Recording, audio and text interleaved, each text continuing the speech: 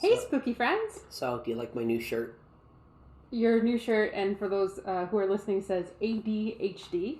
And it's in the ACDC style. Font. Yeah. Yeah. I love it. Isn't it cool? I got it at Value Village for like $5. Free shout out to Value Village. Free shout out. I got so many cool things from Value Village over the years. I got that scorpion on my wall, which I can... That's a really good score. It was $5.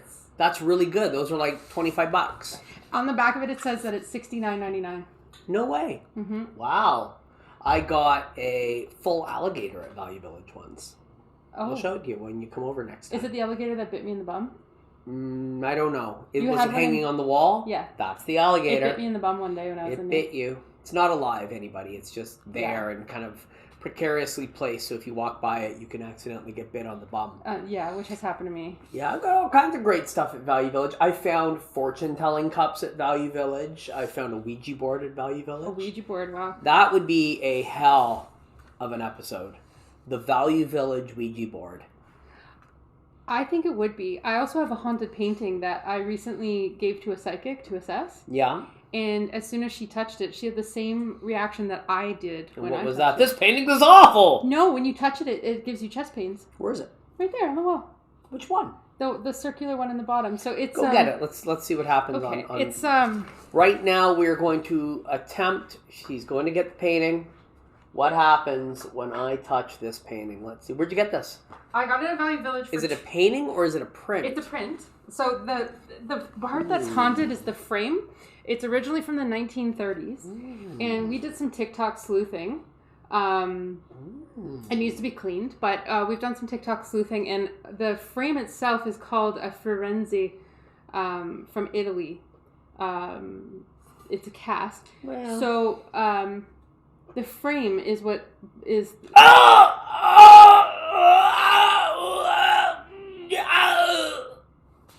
Oh, thank God. I have his insurance money. Now you have a ghost for the show. Yes! This is interesting. I'm not feeling anything other than its posh cheapness. Yeah. Like, it's kind of neat. The painting is a 17th century painting. It's a famous one. I think it's Francois Boucher, but I don't know. But yeah, it just called to me. I don't want to touch it. And anyone who's psychic, it gives them chest pains. Well, I'm psychic and I didn't get chest pains. I got head pains looking at that. You're psychic or psych? I'm your sidekick. You're my sidekick. I'm more famous than you'll ever be. No, I'm the sidekick of the show for sure. It's your show. Well, it's your show and I'm the sidekick. Sidekick.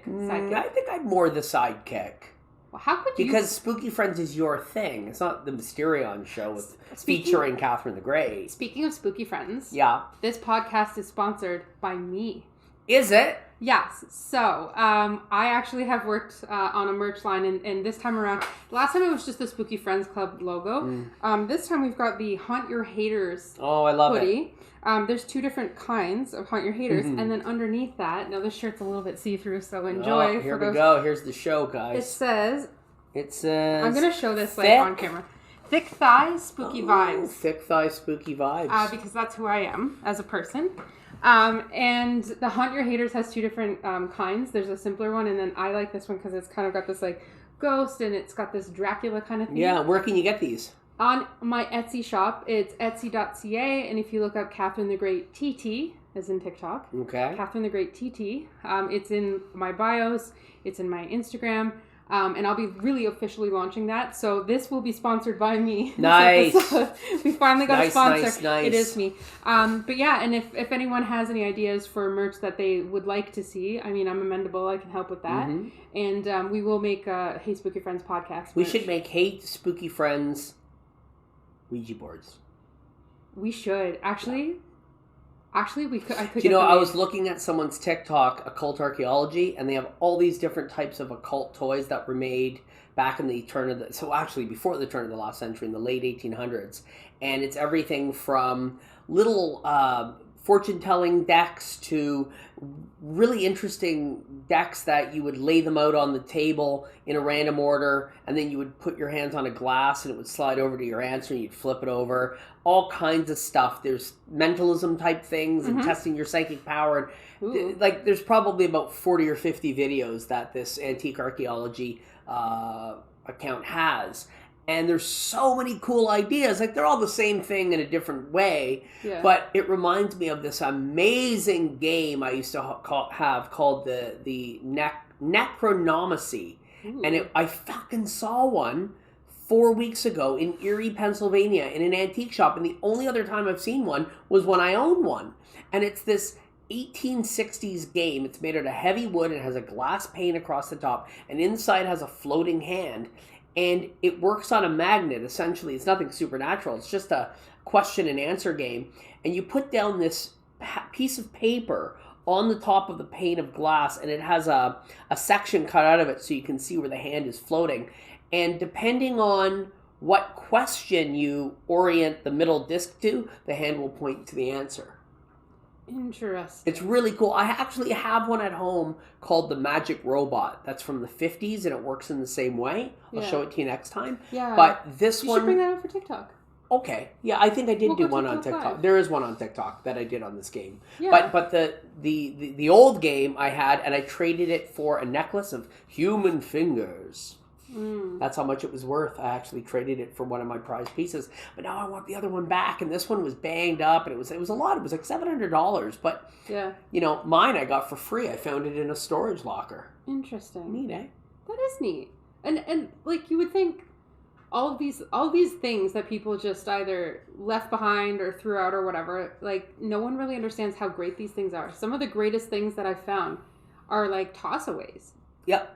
Like that painting, the scorpion, $5. Yep. Like, it's a real scorpion. It's beautiful. All kinds of stuff. Think about the toys I find at toy shows or oddities that I find on the road. And I'm going, who would get rid of this? And people are like, I don't want that thing near me. It's like, no, give it. There's sometimes when you're on your TikTok, by the way, Odin has joined us for this podcast in the corner here. He's sneaking Odin. in. Speaking of oddities, this is a very odd dog.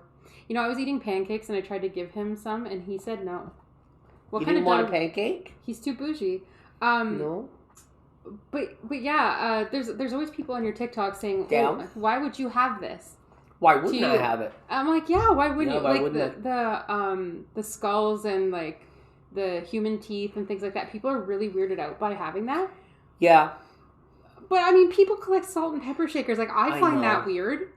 I always say that if you go to a museum or if you've ever gone to a Ripley's Believe It or Not, or if you've ever watched a horror movie, it's no different. Or a zoo. A zoo is the weirdest thing for me. A zoo is the most inhumane.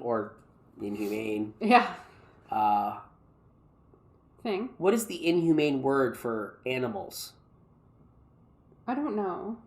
You know what I'm trying to get at? But I know what you're trying to get at. Like it's inhumane to the animals. Yeah. It's animal cruelty. Yeah. To a degree. Yeah. Some some zoos. Well, there's some preservation. There's elements to saving certain species, Devil's but let's advocate, really look at it and go, those poor pandas, they don't need to be, well, maybe the panda zooks, they are endangered. Anyway, on another subject matter. Yeah, but like, people collect weird stuff. Like, people collect spoons. Spoons are weird for me. Yeah. To collect actual like bits of humankind is actually more interesting for me. And for me, it's the historical purposes. Like, yeah, that scorpion is a weird thing to have, but at the same time, like, I'm never going to see a scorpion up close. Well, the wonder camera is a concept that goes back to the 1500s, where people would show their level of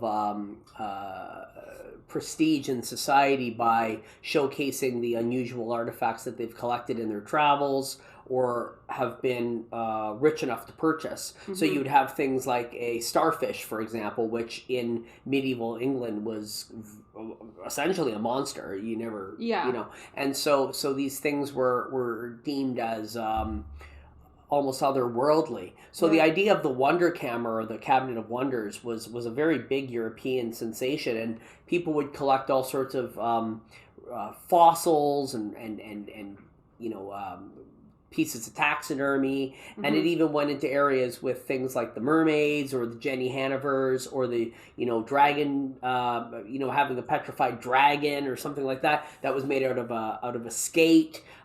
People went as far as to create mythical beasts that were in poetry at the time, and that was sort of the beginning of Sideshow. That's kind of where the first elements of blurring the line between real and fantasy came along. And then, of course, there were exhibits of things like dogs that were born with an extra limb, or miniature horses and things like that. Barnyard freaks that would go on display in like the village square. And then that sort of became what in the 19th century was American Sideshow.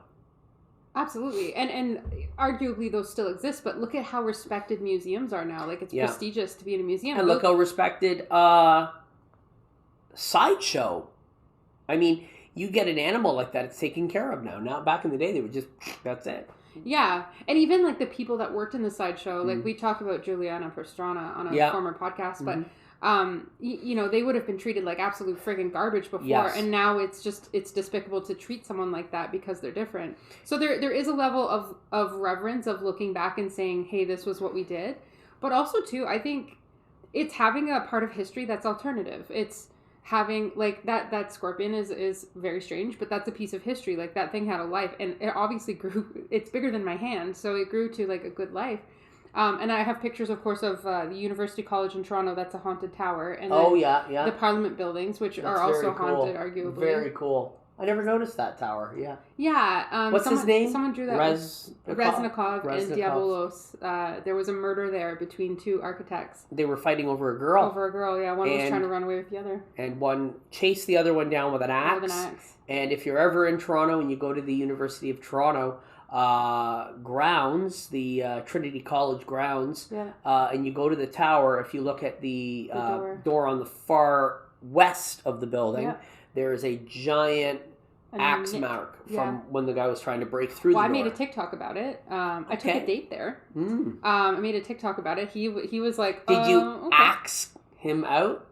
I did. I was like, hey, I'm going to University College. Would you like to go for a walk with me? And he thought you were an educated woman of the world, and then he just went to a old door. It didn't work out with us. No, I didn't think so. No, it was a 2-date and done kind of deal. That's it.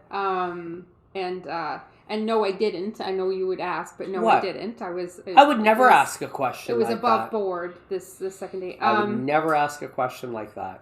But yes, back to collecting oddities. I mean, know you went double Dutch. Anyway, go on. No. You know, like, I collect family heirlooms that I can. I mean, you know, I collect family members. I have all those hair flowers. And, yeah, exactly. I think it's the same thing.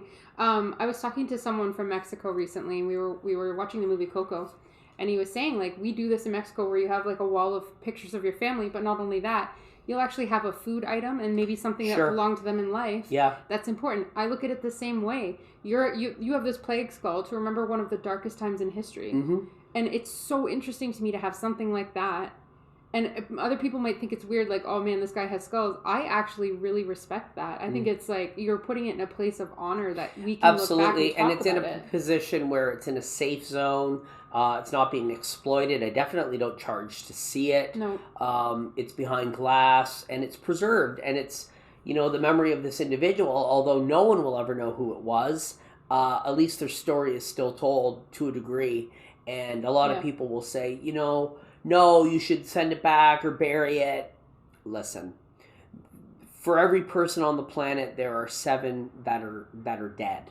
Okay, that's roughly how many people have lived before us. Yeah.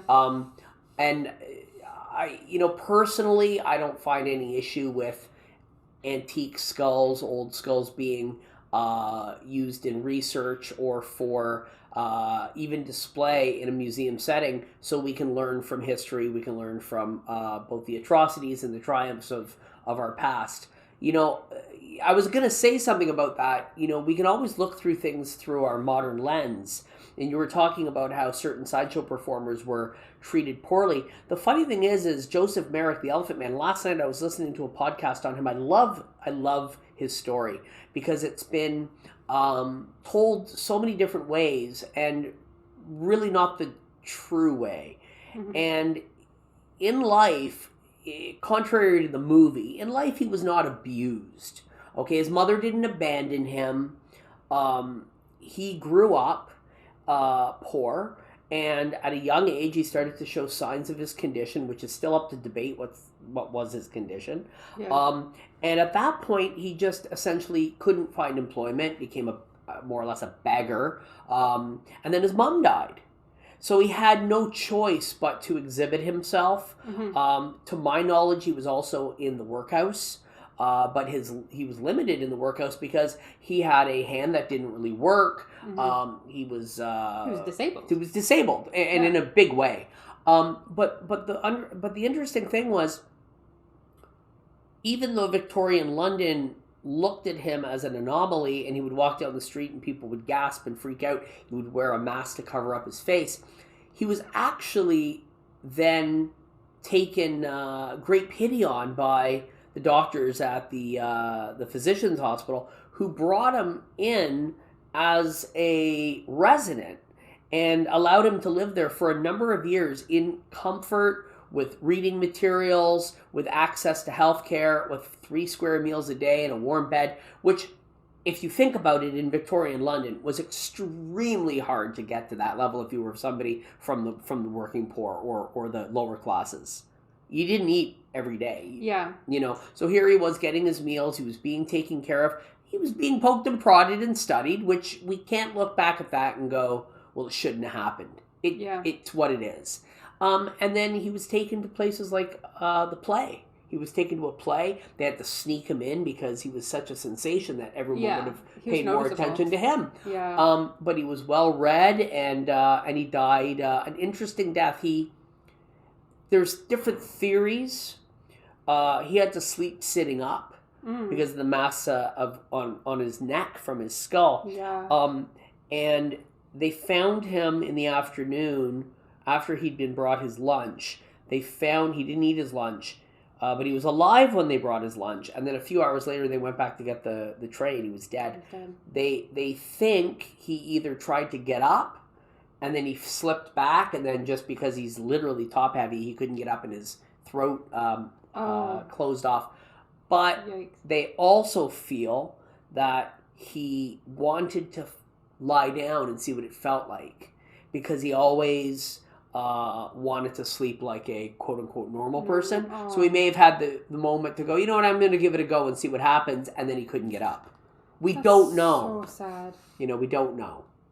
But from what I've and he understood... was 27. He was in the 27 club. Oh, he was only 27? I thought he was older. No, he was only 27. I thought he was like 40-something. No. I know you've talked about him to me before. Yeah. About the Elephant Man. And that he was really kind.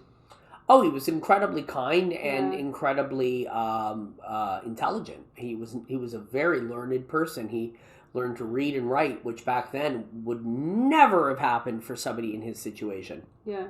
You know, and he was gifted books and was rubbing elbows with members of high society. Like, you know, really put together. He was put together. And then like I know you have a doll of him. I have a doll. I have like a cast of him, like a kind of a doll of him. Yeah. It's kind of neat to like look at that and remember that's one thing I have to say that I like about you with your collection, is that I could point at something and you're going to tell me what it is, but you're also going to tell me the importance of why you have it. And I remember one of the first things you told me is he was a really great man.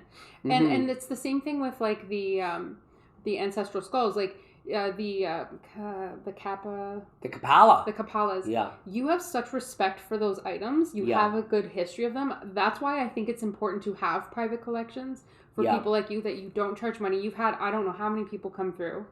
Not many. And look at these items, be able to touch them and ask. I mean, there's an opportunity once a year for Doors Open Toronto, where I have people come over. This hasn't happened in a while because of COVID. But I've had Doors Open where it's free. I've had Obscura Day, which I've done, and that's free. Or maybe it's $5 or something to do Obscura Day, and I'll have people tour through. But generally, if you know me on TikTok or on online or whatever, on the tubes or IG or whatever it's called, people come over and they check it out. Yeah, but I like that about your collection. Of cool stuff. Did you see the 2-bodied ducks that I got last week? Yeah, so they're in jars, right? They've been diaphanized. Can you explain to our The injection process, the process of injecting color into Yeah. the body so you can see different elements of its So they- bones and this. I learned this in the science center. They do this actually with human specimens too. They'll bleach out the cells so that they have no color, and then Yeah. they'll inject specific parts of the body Yeah. with specific counteracting dyes that light it up. I saw them. They're really neat. They're really cool. One's a 3-leg and one's a double body. Interesting. I haven't bought a freak animal in a while. The last one I got was that albino muskrat. Mm-hmm. That was about a year ago. I used to buy them all the time when I was out on the road. I think the albino raccoon is the cutest. So He's good. So cute. And he doesn't have a mask. No, he's just pure white. No, but I again. I should put a Zorro mask on him. Yeah, that would be cute. I have one. With the little cowboy hat. You know what? I have the whole. Kitten I have photo. the gloves and everything. I just think it would be really cute. But yeah, that's one thing I really like about your private collection. And I mean, I don't have as much strange things. I have things like that I found by a cemetery, and objects that I was given from other people. So like I have a vase that was actually my ex's aunt gave it to him, and he didn't want it, so I kept it. And I'm wondering if she's gonna come back because she died of COVID, unfortunately. Sorry to hear that. Wow. And I've actually smelled her specific perfume in my kitchen. Wow. Yeah, so I've collected things that are personal to people. The doll that you gave me hasn't acted up yet. Okay, that's good. I gave her a little black flower, and because it matched her dress, and she hasn't done anything. But I have a book removed right now because the psychic found that it was haunted. The so book she's was. blessing it. Yeah, she's blessing the book so that it won't cause me any more duress. I didn't know it was. So you're going to essentially turn another leaf in that area. Turn another page. See what I did? I love that. Start a journey new for you. chapter. Love that journey for you. Oh, I was talking. On a footnote, what is the subject matter? We have 8 minutes left for this episode. We're gonna. We haven't really talked about anything. We only got 8 more minutes, so we can just continue talking about everything. Make it a potpourri of topics this episode. We did have another topic, but this is a great topic that we stumbled on. Yeah. Did you know about the human skeleton and general thumb?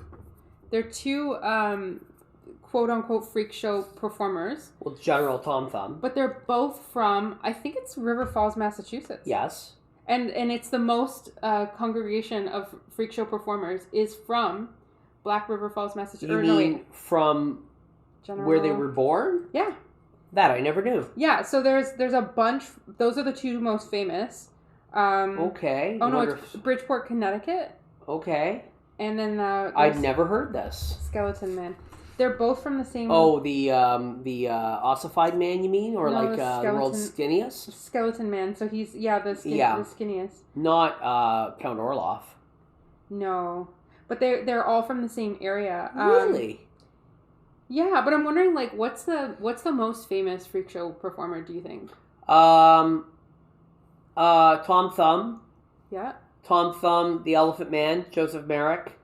He didn't tour. He only lived in England. A lot of people think he toured. He only did England. I would say Tom Thumb is the most famous. He was a major attraction. He performed for Queen Victoria. Yep. He toured the world.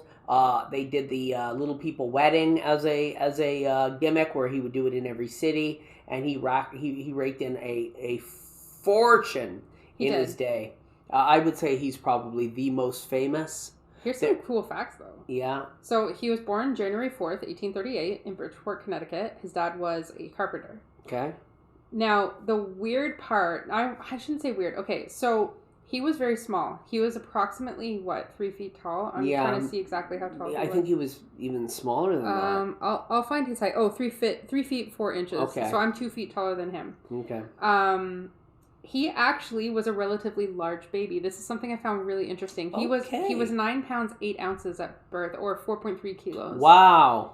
So what was his adult weight? Well, he grew normally at first. At which point, so let me just see. I'll see how big he got. So he was 3 feet 4 inches at full growth. Wow. But it doesn't say his weight. I can find that. I mean, he's probably 40 pounds. But the thing is he was growing, quote unquote, typically, in the first 6 months of his life. And it was only at like age 5 that he just completely stopped growing. Interesting. Yeah. And so his weight and height had not really changed. So he was 15 pounds when he was 5. So he must have been a little bit more in his adulthood. That's small. And then he died at the age of 45. Yeah. So he lived a relatively long life for the 1800s. Well, for the 1800s.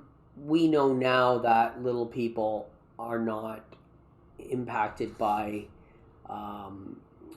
early deaths like somebody with giantism would be. Mm-hmm. And I know a lot of little people who are in their 70s and 80s, right? Yeah. But I guess back then, you died in your 40s. That was a common thing. Living to be 50 was a rare occurrence. Yeah, yeah. And I don't even how know did why. he die?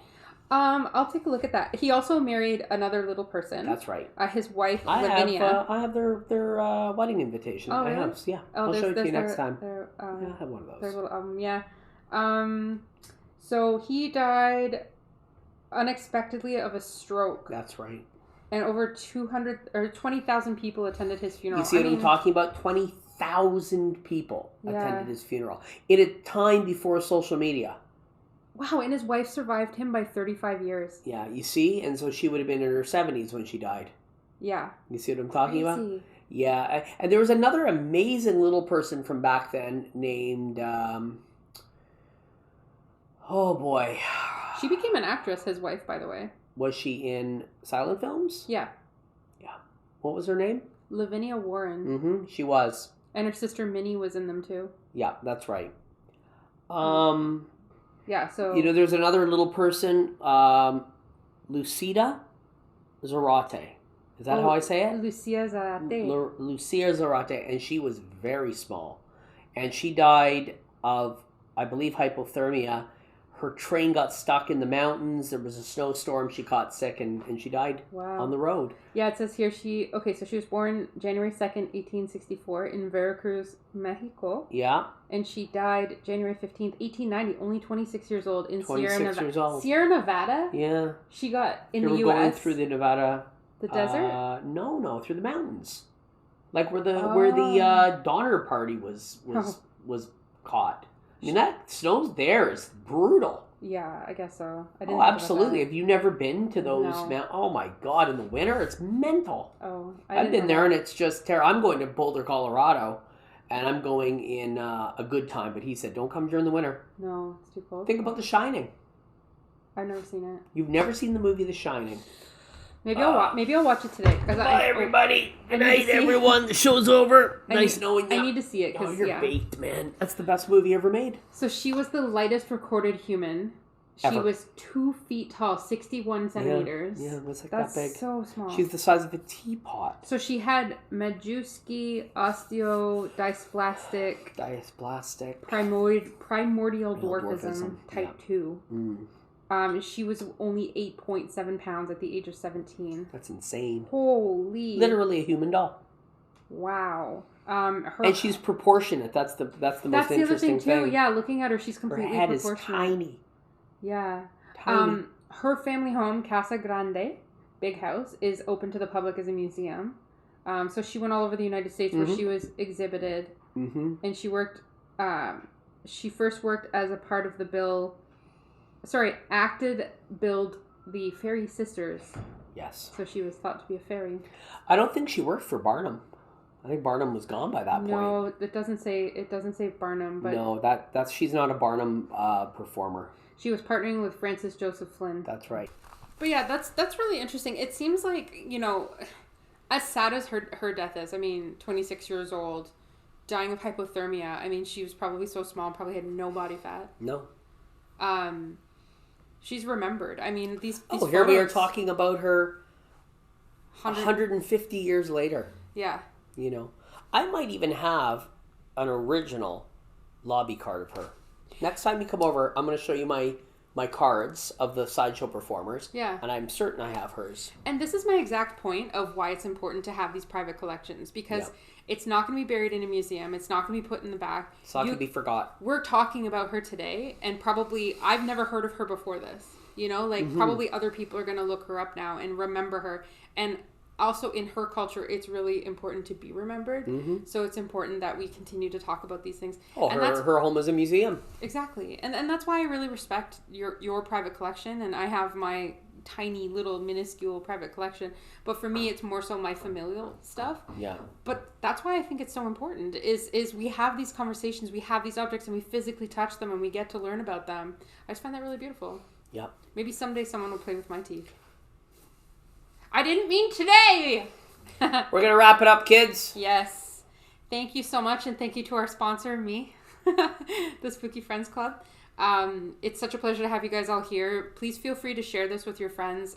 We love talking about these spooky items, and we hope to stick around. So and if you have any scary stories, give us a contact. Yes, actually, we have one person that's already shared their story, and that's coming out, and we have another person looking to share very shortly, and then we're gonna have a special guest very shortly as well in the wrestling world. Oof. So spooky. That's me grappling and slamming. I'm sure you'll have some fun, like, revering memories that you're going to share with everyone. Well, this is why I'm always in pain, my friend. Yeah, that's true. My days in the ring. I'm working out again. You feel my little muscle. I'm just always in pain because the world is hard. Oh, he's got a little muscle. Right. Look at that. Yeah, he's got a little muscle. What about mine? Feel mine. Oh, it's nothing compared to my little muscle. Stop it. Feel my ab. Every day. Feel my ab. You'd be shocked. Oh, grow up. Feel my abs. See? Anyways, thank you guys. Like a washboard. Thank you guys so much for joining us. Like a washing machine. We hope to catch you in the next one. Broken. Until then, stay spooky. Take a hanger and jimmy it. We'll see you in the future. Stay spooky.